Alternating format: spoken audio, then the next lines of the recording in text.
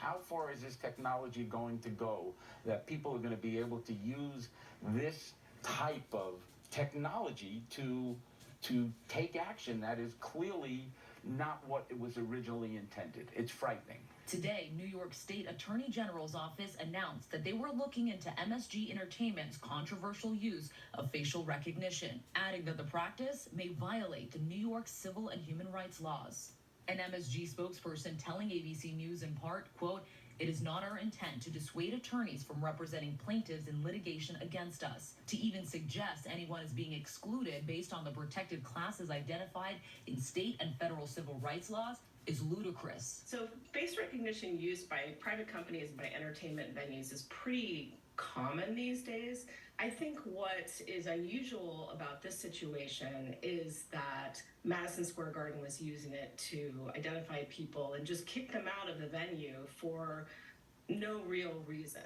3 New York State lawmakers have also introduced a bill to update a civil rights law protecting people's rights to attend public performances, extending it to sports. You're not permitted to refuse admission or to eject otherwise peaceable people from a public performance. And this is really aimed at performances at music halls, so-called legitimate theaters, burlesque theaters, opera houses, dance halls. So it may be that New York law would say you can't exclude people from Mariah Carey, but you could exclude people from the Knicks. Oh, the great Knick teams were of the 90s. And Larry Hunter and his team have taken legal action against MSG, citing that civil rights law. What would you say to someone who's like, tough luck, you're banned from a basketball game? to simply say, oh, it's just a basketball game, it just doesn't really go to the heart of it. It is a connection to the city, to the players, and to dismiss it as, it's just a basketball game. That's what life is. That's what makes life worth living, these types of connections. And it's meaningful. I don't think there's anyone that's more proud to be from Brooklyn or from New York than me, and there's no place I'd rather be. Attorney Ben Pinchesky was also born and raised in New York and is a longtime loyal fan of the city's legendary sports franchises. I've been a Ranger and a Knick fan my entire life. Madison Square Garden, to me, was the Mecca. He's a fierce advocate for the downtrodden, I'm really shocked. as documented in a 2010 episode of ABC's What Would You Do, where he stood up for a woman being harassed on hidden camera. A lot of people would say that's heroic, what you just It's said. not heroic, it's the right thing. And if people behaved that way, we wouldn't have all these problems.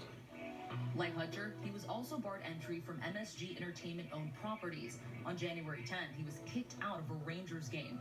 At first, he says he didn't understand why.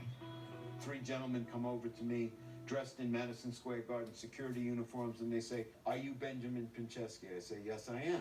They say, "Do you have identification?" I said, what's this about?" They give me a piece of paper. I read the piece of paper, and it says, "Because we're representing a plaintiff in a lawsuit against Madison Square Garden, I'm banned from entering the garden." I look at the piece of paper, and I say to him, "Are you kidding me? Are you serious?" They escorted me out of the building in front of everyone, and I was back in the street.